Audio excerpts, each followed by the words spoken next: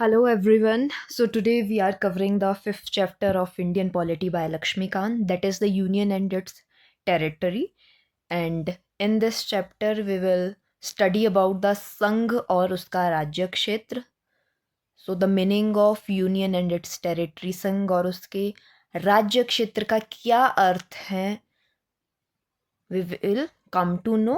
And what is India legally, what constitutes Indian territory, and how can state be created, altered, merged, renamed, and what power does parliament has over state boundaries.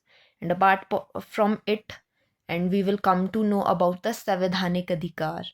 So हम इस पूरे chapter में part 1 of the constitution को go through करेंगे, जिसके अंदर 4 article आते हैं, पहला, दूसरा, तीसरा और चौथा. Now the first article. तो द फर्स्ट आर्टिकल में हमें क्या चीज़ पता चलता है, क्या चीज़ देखने को मिलता है? भारत का नाम और राज्य क्षेत्र. ठीक है, तो अभी हमारा कॉन्स्टिट्यूशन बन गया है. हमारे कॉन्स्टिट्यूशन के अंदर बहुत सारे अलग अलग आर्टिकल्स हैं, और उस वक्त ओरिजिनली 395 आर्टिकल्स थे, और हर एक आर्टिकल के अंदर हर एक नई चीज़ लिखी गई थी इंडिया के बारे में, इंडिया के लोगों को लेके, यहाँ के संघ को लेके, यहाँ की राज्यों को लेके, अलग अलग जो कि लॉज हैं, प्रोविजंस हैं. तो in article first it deals with Bharat का नाम और राज्य क्षेत्र. मतलब कि भारत का क्या नाम है, जो संवैधानिक नाम है, और जो इसके राज्य है उनके क्या क्या नाम है, कितने राज्य है, और उन राज्य के अंदर कितना एरिया है, कितना उनका क्षेत्र है. So basically it is written over there that India, that is Bharat, shall be union of state. अर्थात भारत जो है, या तो भारत बोलिए या इंडिया, राज्य का एक संघ होगा. तो हमारे कॉन्स्टिट्यूशन में 2 नाम है हमारी कंट्री के, that is the India and the Bharat, और जो कि है यूनियन ऑफ स्टेट है. Now why union and not federation? So this was explained by doctor B.R. Ambedkar, और ये उन्होंने ही चूज़ किया था. अब क्यों ये चूज़ किया गया, इसके पीछे 2 रीजन्स है कि why it is a union and not federation. Why? Because Indian federation is not result of agreement among state. ठीक है, तो ऐसा नहीं है जैसे कि USA में है, हम अमेरिका में देखते हैं, वहाँ क्या है कि अलग अलग स्टेट्स आए, सब स्टेट्स ने कहा कि चलो हम आपस में एक समझौता करते हैं, और सब स्टेट आपस में मिलकर रहेंगे, और हम सब लोग मिलकर एक नेशन क्रिएट करते हैं. ठीक है, तो ऐसा इंडिया में नहीं हुआ है कि सारे स्टेट ने मिलके कोई एग्रीमेंट किया. ठीक है, पहले इंडिया बना, इंडिया के अंदर जितने फिर स्टेट्स थे वो मर्ज होके उनके ओरिजिनल आइडेंटिटी में आए. राइट.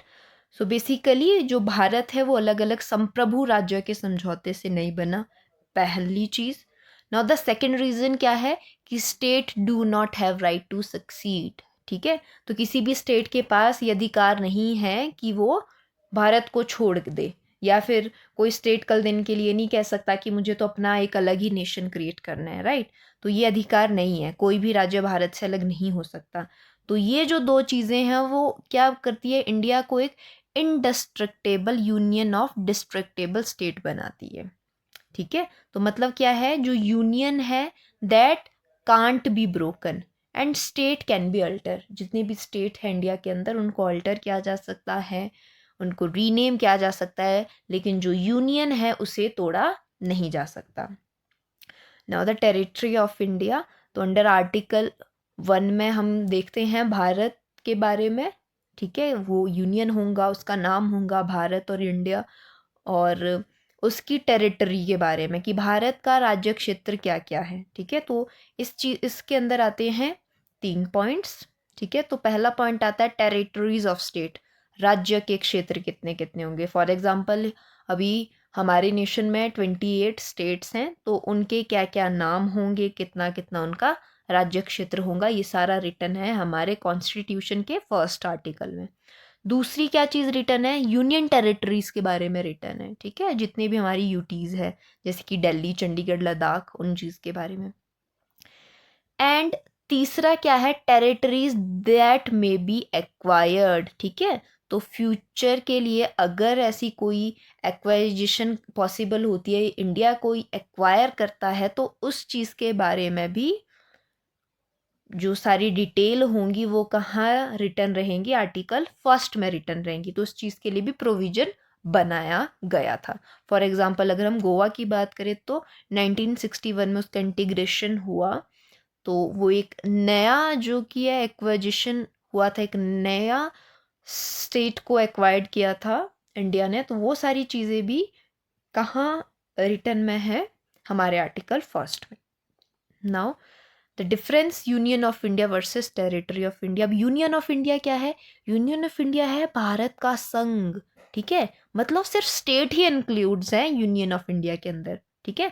और टेरिटरी ऑफ इंडिया में क्या हो गया, जितना भी उसका जोग्राफिकल एरिया है, और ये सारी चीज़ें इसमें एड ऑन्स होंगी टेरिटरी में। टेरिटरी में स्टेट्स भी आएंगे, यूनियन टेरिटरीज भी आएंगी, एक्वायर टेरिटरीज भी आएंगी, राइट। सो यूनियन क्या हो गया, जैसे कि हम पूरे की पूरे इंडिया को मैप पे देखते हैं।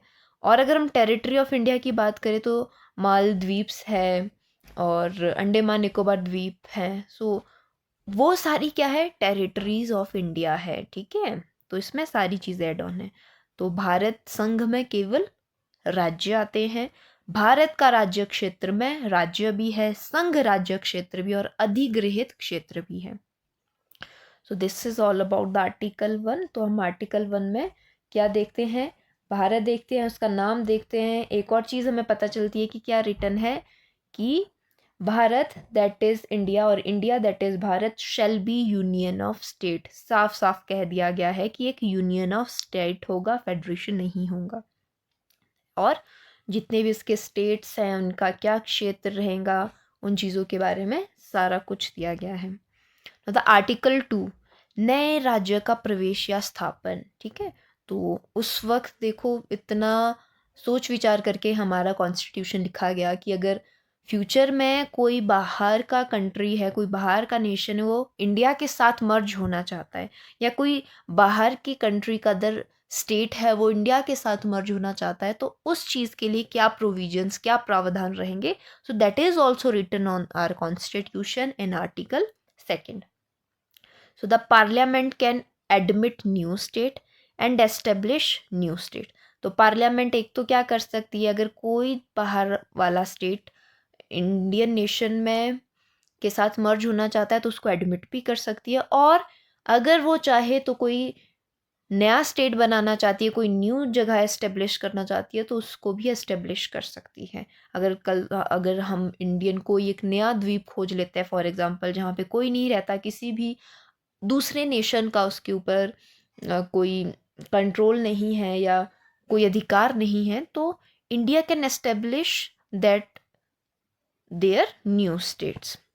सो द मीनिंग क्या है कि India can include new territories and for example if any external territory joins India, so it can admit it. तो अगर हम द आर्टिकल 3 क्या बोलता है कि नए राज्य का गठन और सीमाओं में परिवर्तन, वेरी वेरी इंपॉर्टेंट, ठीक है। अगर कोई न्यू स्टेट आपको बनाना है, उसे किस तरीके से बनाएंगे और जो उसकी बाउंड्रीज है वो चेंज होंगे, उसके लिए क्या प्रोविजंस रहेंगे, this is written in the article 3। तो आर्टिकल 3 के अंदर क्या क्या पॉइंट्स है कि form new state, example Telangana बना 2014 में, ठीक है। तो न्यू स्टेट को जो फॉर्म करना है उसके जो प्रोविजन है that is on the written in the article 3. So increase area of state, किसी भी स्टेट का एरिया इंक्रीज करना है या एरिया को कम करना है, डिमिनिश करना है, एंड ऑल्टर करना है बाउंड्रीज को, एंड ऑल्टर करना है नेम्स को, जैसे कि उड़ीसा, ठीक है। तो उड़ीसा कहाँ से निकला है, उड़ीसा से निकला है, ऑल्टर हुआ है, चेंज हुआ है name. So this is all thing written in the article 3 and part 1।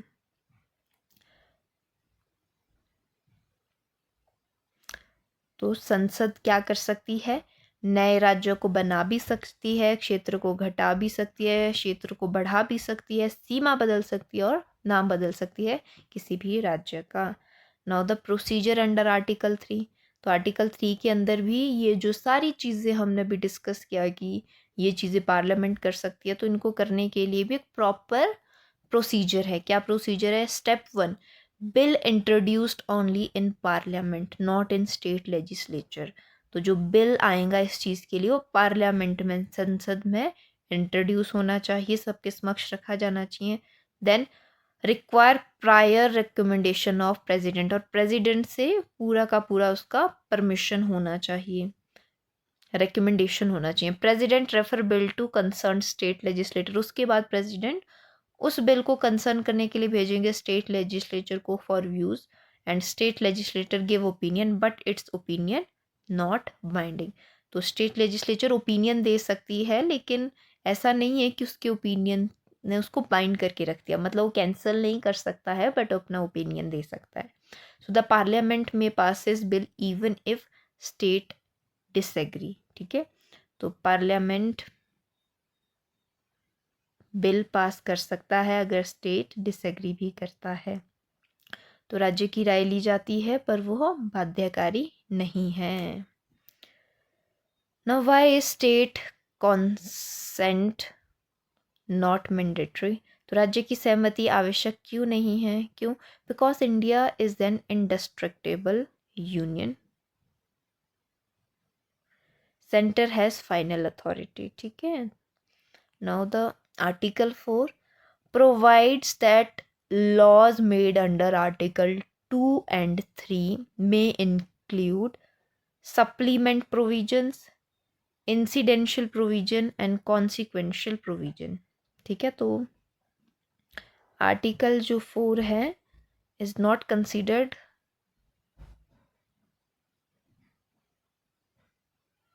तो आर्टिकल 4 क्या है? तो अनुच्छेद 2 या 3 के तहत बना कानून संविधान संशोधन नहीं माना जाएगा। ठीक है, तो such law is not considered constitutional amendment. तो ये सारी चीज़ें बताई गई है आर्टिकल 4 में। Now the state reorganisation in India, Bharat में राज्य का पुनर्गठन। तो बिफोर इंडिपेंडेंसी अगर हम बात करें तो India consisted of British provenance और प्रिंसली स्टेट। तो ब्रिटिश प्रांत भी थे और जो कि है प्रिंसली स्टेट, राजा महाराजाओं के शासन करने वाली प्रांत भी थे। लेकिन आफ्टर इंडिपेंडेंस क्या हो गया कि political integration led by Sardar Vallabh भाई पटेल एंड वीपी मेनन। तो इन सरदार वल्लभ भाई पटेल एंड वीपी मेनन जी ने सबको कहा कि इकट्ठा होके एक नेशन का निर्माण हो रहा है तो और सबको उसमें आना है। द इनिशियल क्लासिफिकेशन 1950 में स्टेट जो है वो क्लासीफाई कर किए जा सकते थे 4 तरह से 1950 में। कैसे? Part A state, former governor provinces थे ये। ठीक है, part B state, former princely state थे, जहाँ पे अभी भी भारत के साथ मर्ज हो गए थे, वो एग्री थे लेकिन अभी भी राजा महाराजों का कहीं ना कहीं शासन था। And part C chief commissioner provinces, and part D Andaman and Nicobar island इसमें रखे गए थे। Now the state reorganisation act आता है 1956 का, उसके that was based on the state reorganisation commission 1953। Members कौन थे? Fazal Ali sir and K M Panikkar, H N Kunzru. So purpose क्या था कि लिंग्विस्टिक रीऑर्गेनाइजेशन हो, और इफेक्ट हुआ इसकी वजह से 14 स्टेट क्रिएट हुए और 6 यूनियन टेरिटरी क्रिएट हुई। नाउ द भाषाई पुनर्गठन। ठीक है, लैंग्वेज के बेसिस पे reorganisation. So the state reorganised mainly on language basis, like example Andhra Pradesh. ठीक है, तो ये पहला लिंग्विस्टिक स्टेट है जो कि एक भाषाई तौर पे पुनर्गठित किया गया था। तो why? To align administration with language identity, है ना, क्योंकि अगर लैंग्वेज डिफरेंट होता, फॉर एग्जांपल अगर हम एक स्टेट की बात करें, कोई एक स्टेट है, स्टेट के जो आधे लोग हैं वो तमिल बोल रहे हैं, आधे लोग जो कि है वो कोई आसमी भाषा बोल रहे हैं, कोई मतलब डिफरेंट लैंग्वेज है, so that will create the difficult in administration. So to align a proper administration, तो एक लैंग्वेज आइडेंटिटी के साथ जो क्या रीऑर्गेनाइजेशन किया गया। The formation of new state, नए राज्यों का गठन हुआ, लाइक 1960 में महाराष्ट्र गुजरात बने। कहाँ से बने? बॉम्बे से, बॉम्बे स्टेट से महाराष्ट्र का टूट के अलग हो गया और गुजरात अलग हो गया। 1966 में हरियाणा बना पंजाब से, राइट। एंड 1971 में Himachal Pradesh became full state. And 2000 में छत्तीसगढ़, उत्तराखंड, झारखंड, एंड 2014 में तेलंगाना 29th स्टेट। मतलब जम्मू एंड कश्मीर रीऑर्गेनाइजेशन अगर हम देखें, जम्मू कश्मीर पुनर्गठन, तो this is very important current constitutional development. तो state of Jammu and Kashmir reorganised into Jammu and Kashmir and Ladakh. So this reduce the number of state, और ये जो कि यूटी बन गई दोनों ही। द प्रेजेंट स्ट्रक्चर, वर्तमान संरचना कैसी है कि India currently has 28 states and 8 union territories. Union territory, संघ राज्य क्षेत्र, वाई क्रिएटेड, स्ट्रेटेजिक इम्पोर्टेंस इसकी रही है, फॉर एग्जांपल लद्दाख, है ना, कल्चरल यूनिकनेस, एडमिनिस्ट्रेटिव कन्वीनियंस के लिए, और नेशनल कैपिटल एडमिनिस्ट्रेशन के लिए, फॉर एग्जांपल दिल्ली। तो अगर दिल्ली एक स्टेट होता फॉर एग्जांपल, तो बहुत सारी डिफ़िकल्टी आ सकती थी, because it is a national capital too. तो for a better administration it is a UT. Now the difference, state versus union territory. Okay, one more thing, but in Delhi there is a different provision, so we will go through this in depth but in later, right? So difference, state versus union territory, तो राज्य और संघ राज्य क्षेत्र में क्या अंतर है? तो स्टेट में क्या होता है कि ओन इलेक्टेड गवर्नमेंट होती है, कॉन्स्टिट्यूशनल ऑटोनॉमी होती है, ठीक है। तो जो स्टेट है पूरा का पूरा, उसमें सीएम होता है, मिनिस्टर्स बैठते हैं, और वो पूरे के पूरे स्टेट को फिर आगे चलाने के लिए डिसीजंस लेते हैं, एक कॉन्स्टिट्यूशनल ऑटोनॉमी चलता है। बट यूटीज़ में ऐसा नहीं है। यूटीज़ कंट्रोल होती है सेंटर के पास। यूटीज़ में वैसे तो हाईएस्ट अथॉरिटी स्टेट का भी सेंटर ही है, पूरे नेशन का हाईएस्ट अथॉरिटी सेंटर है, बट स्टिल जो अलग अलग स्टेट है वो अपने सीएम हैं, उनकी गवर्नमेंट के हिसाब से डिसीजन लेके अपने स्टेट्स को रन कर सकते हैं। बट यूनियन टेरिटरी में जो भी कोई डिसीजन लेना है महत्वपूर्ण, so that is controlled by the centre. Some have legislature and some do not have, कुछ के पास है लेजिस्लेचर बट कुछ के पास नहीं है। Now the UTs with legislature, so विधानमंडल वाले संघ राज्य क्षेत्र, सो करंटली दिल्ली और पांडिचेरी है, पुडुचेरी भी से कहते हैं, और जम्मू एंड कश्मीर है, ठीक है, जिनके पास अपना लेजिस्लेचर है। बाकी यूटीज़ के पास नहीं है, they are controlled by the centre. Okay, so the acquisition of territory, क्षेत्र का अधिग्रहण कैसे कैसे क्या सकता है? सक्सेशन के थ्रू, ट्रांसफर बाय एग्रीमेंट। तो 5 अलग अलग इस चीज़ के लिए 5 तरह से हो सकता है, 5 प्रकार से क्या कर सकता है, क्षेत्र का अधिग्रहण कर सकता है। Now succession of Indian territory, so भारतीय क्षेत्र का परित्याग। तो वेरी इंपॉर्टेंट केस, तो बेरूबरी यूनियन केस है, supreme court held succession of Indian territory require constitutional amendment, later solved by 9th constitutional amendment. Important distinction, महत्वपूर्ण अंतर, internal adjustment, article 2 and 3, no constitutional amendment needed, ठीक है, कोई भी particular constitutional amendment का ज़रूरत नहीं है आर्टिकल 2 और 3 के अंडर। Now the parliament's power over state, राज्य पर संसद की शक्ति। So parliament has extraordinary power to alter state, few federation grant such strong power, this reflects unitary tilt once again. Why this chapter matters conceptually? So it shows India's constitutional design, unity over fragmentation, flexible territorial organization, strong center and controlled federalism. So the if go through a master revision chart, so article 1 में क्या है, India क्या है, union of state है। Article 2 में क्या है, admission establishment of new state के बारे में दिया गया है। आर्टिकल 3 में क्या है, फॉर्मेशन और alteration of state. And article 4, law under 2 and 3 not a constitutional amendment.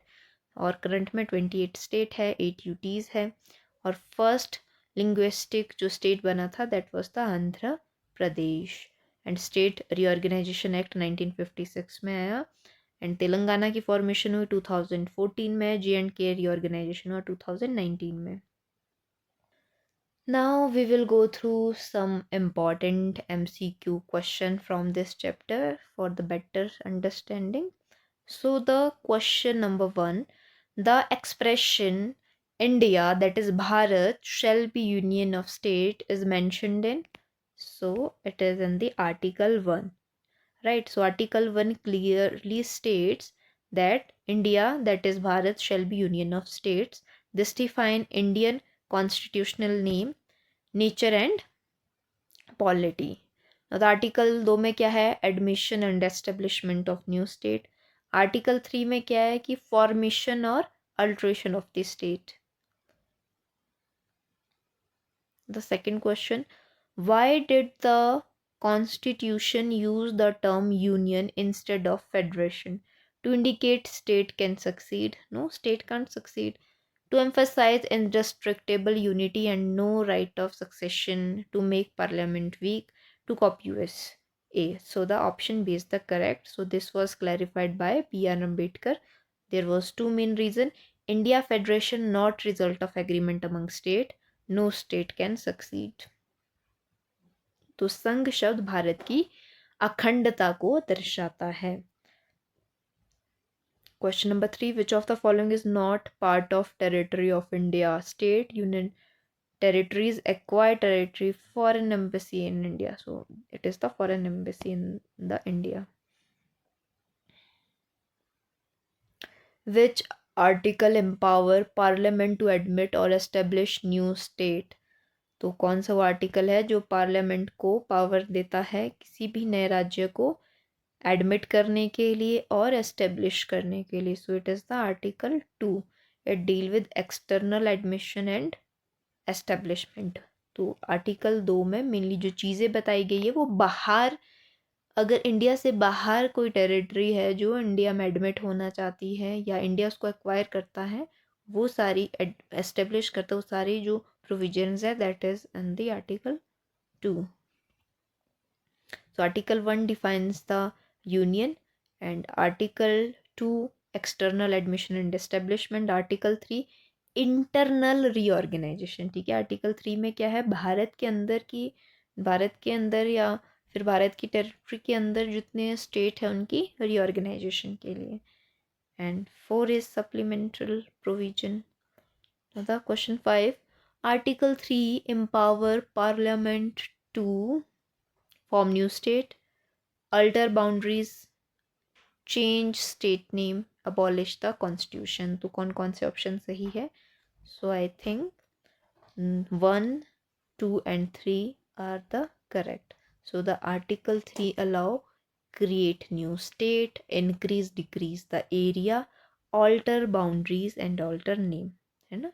And option D abolish the constitution, तो ऐसा कोई भी आर्टिकल नहीं है और ना बन सकता है। Before introducing a bill under Article 3, prior recommendation is required from, so that is the President. When a state legislature gives views on a bill referred under Article 3, those views are so mandatory for passage. So okay, so not mandatory for passage but advisory only. So the option B is the correct. So this is extremely important क्योंकि state opinion is consultative, not the binding one. So parliament may ignore it. Why? India is indestructible and union. तो राज्य की राय ली जाती है पर वो बाध्यकारी नहीं है। Question 8, a law made under Article 2 and 3 is Constitutional Amendment under Article 368।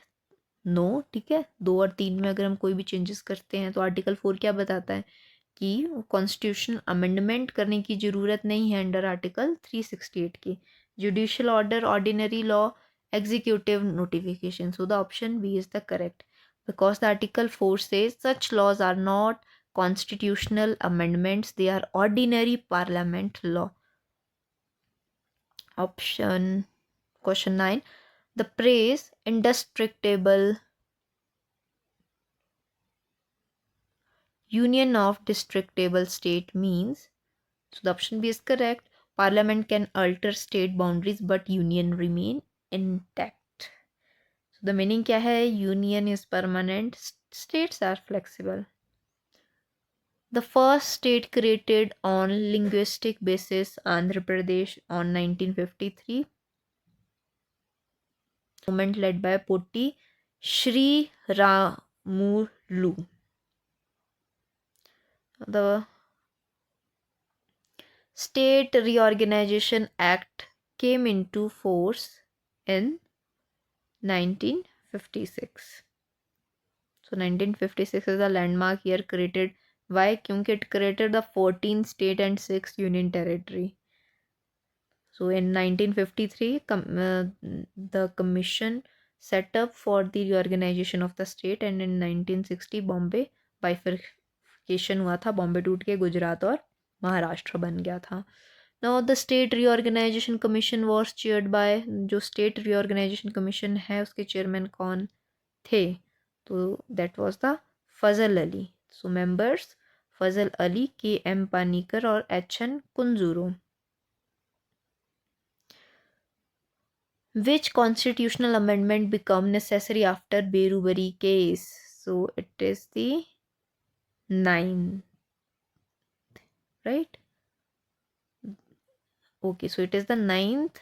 नौवा उस वक्त जो कि संशोधन हुआ था after the Berubari case. So supreme court held succession of Indian territory require constitutional amendment, therefore 9th amendment है ये.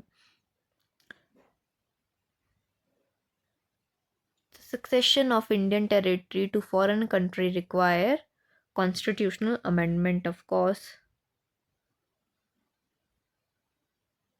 So this is very important. Internal boundary change होगा आर्टिकल 3 में. एक्सटर्नल अगर एडमिशन हो रहा है या एस्टेब्लिशमेंट हो रहा है स्टेट का, that is under article 2. And external succession जो कि है कॉन्स्टिट्यूशनल अमेंडमेंट लेगा. 15. Currently India has 28 state and 8 UTs. Present J&K reorganization 2019 में हुआ है. 16. Which of the following UTs has legislature? Delhi, Puducherry, Jammu and Kashmir, Ladakh. So it is the option 1, 2 and 3. Which state become full-fledged state in 1971? So it's the Himachal. Important for, especially for HP aspirant.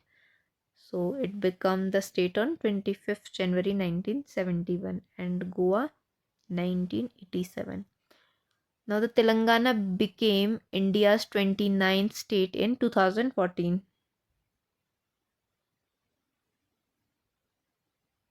It was formed from the Andhra Pradesh on 2 June 2014. Which statement is correct? State consent is mandatory under Article 3. Parliament cannot rename state. Parliament can reorganize state even if state disagree. And Supreme Court approves state creation. So the option C is the correct. That is, Parliament can reorganize states even if state disagree. So this reflects that there is a strong union. The question 20, last question. Which best describe India's territorial arrangement? So option C, indestructible union with flexible state boundaries. Now the final revision keywords. Article 1, union of state. Article 2, admission, right? So it is the deals with the external admissions basically, and establishment. And Article 3, alteration. Article 4, no amendment under the Article 2 and 3. And Berubari case जो हुआ था वो 9th amendment के under हुआ. 1956 reorganisation हुआ. 40 नए राज्य और 8 और 6 जो कि यूटीज़ बने थे. सो अभी प्रेजेंट में 28 स्टेट्स और 8 यूटीज़ हैं. Okay, now there are some important clarification from this chapter so that we can deepen our understanding. So there is a difference between Article 2 and Article 3. So Article 2, Parliament can admit or establish new state, meaning usually concern external territories. Explain example, if some external territory joins India, ठीक है, तो बाहर का कोई अगर join करना चाहता है उसके लिए क्या क्या प्रोविजन रहेंगे, that is under Article 2. And Article 3, Parliament can reorganize existing internal state. Example, new state creation, rename state and alter boundaries. तो आर्टिकल 2 बाहरी क्षेत्र का प्रवेश है. आर्टिकल 3 भारत के अंदर राज्य का पुनर्गठन है. Now the Article 3 applies even without state consent. ठीक है, तो राज्य की सहमति की आवश्यकता नहीं आर्टिकल 3 के अंदर. So this is the deeper than just state opinion not binding. तो राज्य की असहमति संसद को नहीं रोकती. So this reflect the strong center. President can specify time limit. राष्ट्रपति समय सीमा तय कर सकता है. So under Article 3, when bill is referred to state legislature, President specify period. If state does not reply in time, Parliament can proceed. Parliament can extend time, so President may allow extension for a good opinion.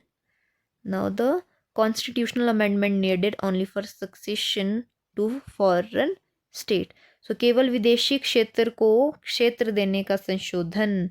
This distinction must be crystal clear. No amendment needed. Internal rearrangement. ठीक है, तो कोई amendment की ज़रूरत नहीं है अगर internal कोई रीअरेंजमेंट करना है. Example state division. But amendment needed अगर गिविंग टेरिटरी, अगर कोई टेरिटरी इंडिया बाहर की किसी कंट्री को देता है. So example is Berubari union case.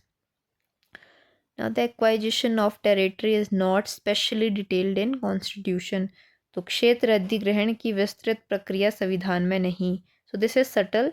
The constitution mentions territory may be acquired, but detailed mechanism is not explicitly laid down. Acquisition depend upon international law, yes of course, treaty, war agreement. तो संविधान क्षेत्र अधिग्रहण को स्वीकार करता है पर विस्तृत प्रक्रिया नहीं बताता. क्यों? क्योंकि विस्तृत प्रक्रिया इसलिए नहीं बताता है कि there are some international laws too. ठीक है. The special case Sikkim. Sikkim का विशेष मामला क्या है? So extremely important. Sikkim was not directly admitted as normal state. तो सीक्वेंस क्या रहा है? 1974 associate state, temporary special arrangement, then in 1975 become full state by 36 constitutional amendment. Now the super important timeline. 1953 Andhra Pradesh बनना क्यों ज़रूरी है? फर्स्ट लिंग्विस्टिक स्टेट है. 1956 state reorganisation act आया. 1960 में महाराष्ट्र प्लस गुजरात बॉम्बे से बने. 1966 में हरियाणा फ्रॉम पंजाब. 1971 में हिमाचल प्रदेश. 1975 में सिक्किम. 2000 में 3 न्यू स्टेट. 2014 में तेलंगाना. 2019 में Jammu and Kashmir reorganisation. So this was all about the chapter 5. So in this chapter we come to know about the part 1 of our constitution that considered the 4 articles. So if I missed anything and I was incorrect in explaining anything, kindly let me know in the comments.